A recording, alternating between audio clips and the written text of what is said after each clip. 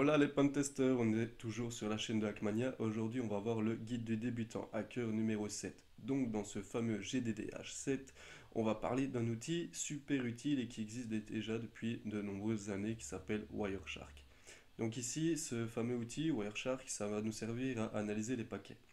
Les paquets donc entrant et sortant d'une connexion internet ou sur le réseau local par exemple.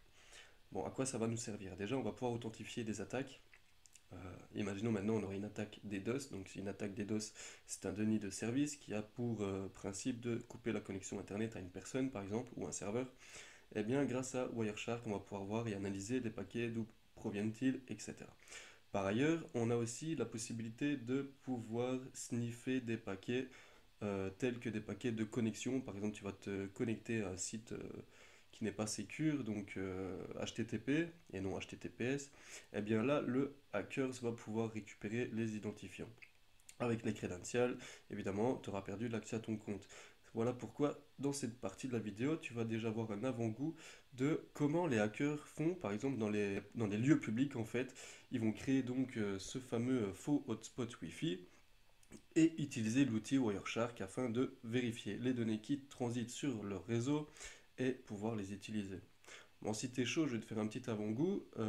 Ça va pas durer très longtemps parce que j'ai tout simplement, je vais faire un tutoriel sur une attaque qui s'appelle Man in the Middle, qui a pour but en fait d'émuler, enfin en fait, qui a pour but de récupérer la totalité d'une connexion internet sur un ordinateur afin qu'on puisse les vérifier, donc avec ce fameux outil Wireshark.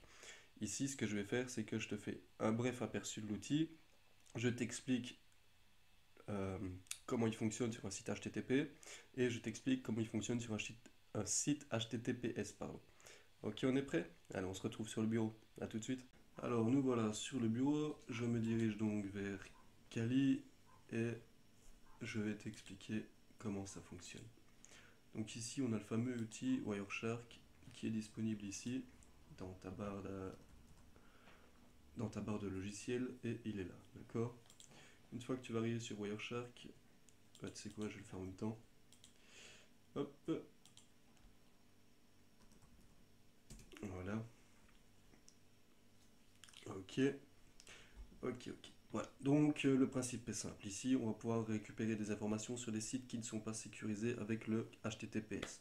Le HTTPS, si tu sais pas c'est quoi, par exemple, c'est, regarde-moi mon site, hackmania.online, il est en HTTPS et il y a bien le petit logo ici du cadenas qui fonctionne. Ok, je vais te montrer maintenant.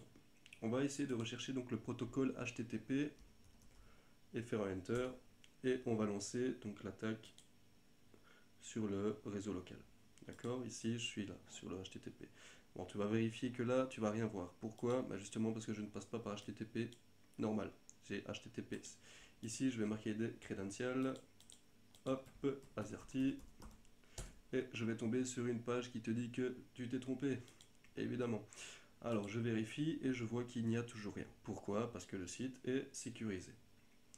Voilà, donc faites toujours attention sur les sites, vérifie qu'il y a le petit cadenas et le HTTPS, sinon il y a une chance sur deux, tu vas te faire couillonner.